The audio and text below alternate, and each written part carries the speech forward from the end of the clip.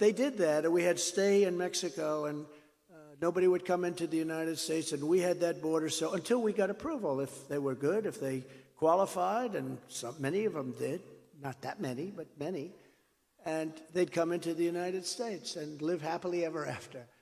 But we kept everybody out. There wasn't MS-13. We took MS-13 out by the tens of thousands.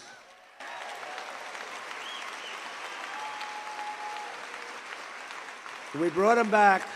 We had 3 countries in particular, and we brought them back. And we, when I first came in, I said, why aren't we bringing them back? Sir, under the Obama administration, they wouldn't accept them back, sir. I said, what do you mean they wouldn't accept them back? Guatemala, Honduras, El Salvador, a couple of others, but those 3 in particular, they wouldn't accept them back. And I said, well, how much money do we pay them? Sir, we pay them $750 million a year. I said, okay, explain to them that as of this moment, they're not getting any money anymore. Because they literally wouldn't. When we had a plane flying in with these horrible people, MS-13 and others that are just horrible, killers, rapists, drug dealers, they'd be flying, and they'd put planes on the runway so our planes couldn't land. They wouldn't let our buses in. They wouldn't let anything, and they didn't want them back. They were gone. They were the ones that got them out. They'd put them in the caravans. I came up with that name, but it was a caravan. They'd put them in the caravans, oftentimes in the middle of the caravan, and you'd have this big caravan coming up to the country. It's just terrible. So what I said, we ended all of that stuff. You didn't see that until this administration. Now it blows everything away. Nobody's ever seen what's happened. Nobody's ever seen it. But I said to them, what happens? They said they won't take them back. So I said, okay, just explain that they're not getting any money from the United States. The following morning, I got like 3 calls almost at the same time, 3 leaders of the 3 countries that I mentioned. Sir, there must be a misunderstanding, though. What's the misunderstanding? We would be glad to have MS-13 come back. We love them very much.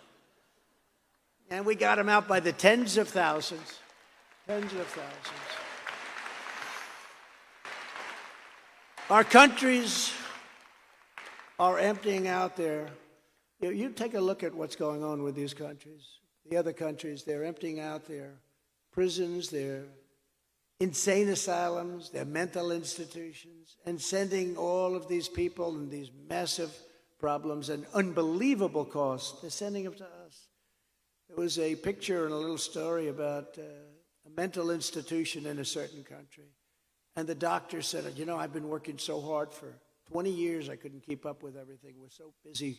People wouldn't even have beds. They were so busy. He said, now I have nobody here.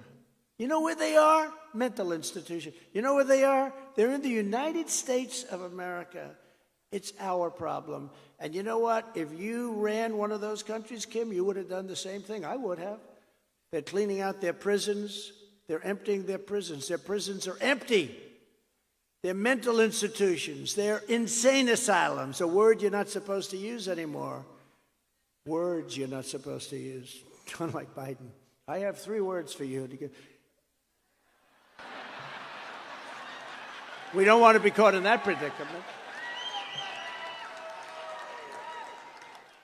So 2 words. Insane asylum.